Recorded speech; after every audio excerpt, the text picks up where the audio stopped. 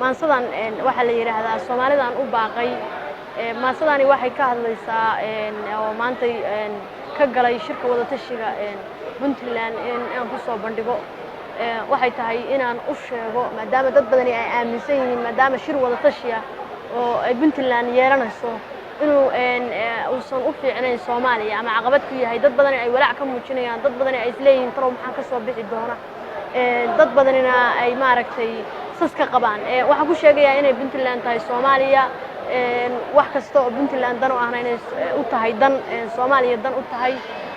Soomaaliyana ay dhageysato waxyaabaha iyo tabashooyinka Puntland ay ka tabanayso isla markaana ay falcelin ka samayso si ay u hana qaado hanaanka dawlad wanaag Soomaaliya oo u hana qaado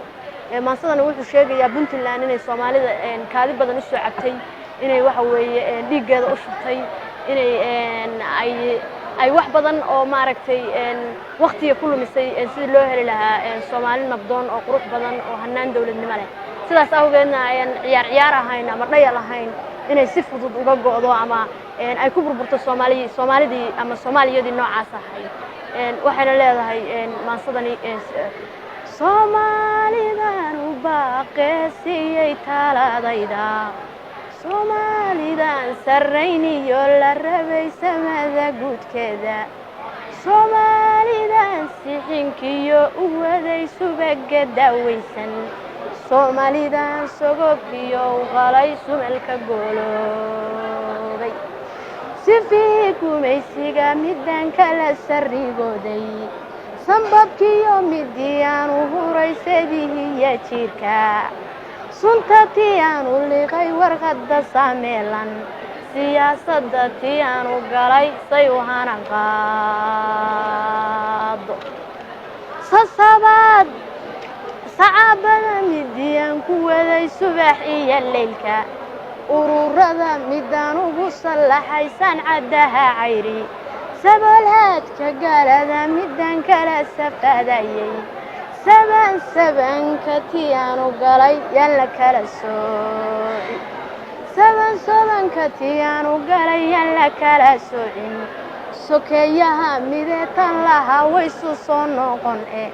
dagaalkii sokeeyaha markiisugu orolayay saqiir gawriciyo markay tagtay yaan sirqadu fiigin oo nabadda seeraheedii lumiyo seexashada khayrku tiyaan shirweynaha u suray san isugu keen sasabada tiyaan ku waday beelo samiirsiinta federaalka tan sahanka ugu galon sulka ugu jiiday si kastaba ha noqotee midaan doonaysa maaheeda inay ka surgucanta man rabo talada seegtaye in sokeeyuhu coloobaan ma rabo ay sigsiga taye in horumarku suulo maan rabo ay dibsi qataay wixii Soomaaliya dunshoosiga ololsiiyey oo siliciya dhibkii baday 91 kaliistalisan taagay ahayd saadu garaateene qabyaalad siloon bay ahayd hoos ka susuntaye suntay caburintu dhashay ahayd sibiq ku faaftay afarta sameeyay sin ma ka hinkaadshay sikin ma u qabtay aan surin ka dondoonin salaamadii ulaha ma maraysu ahaa gabaygu sadar kalena waa midaan ku qoray saxan fariintayda waftiga sare nooga yimid oo santa ereygayga wada hadalka socday caqli low la isu soo soocay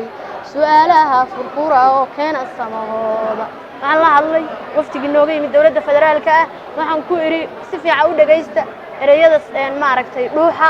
kabdibna dib u furfura oo samihii iyo wixii laga rabay inay shirka ka dhashaan keena oo hal xalliyo dhibaatooyinka la qabanayo jira oo mahadsantii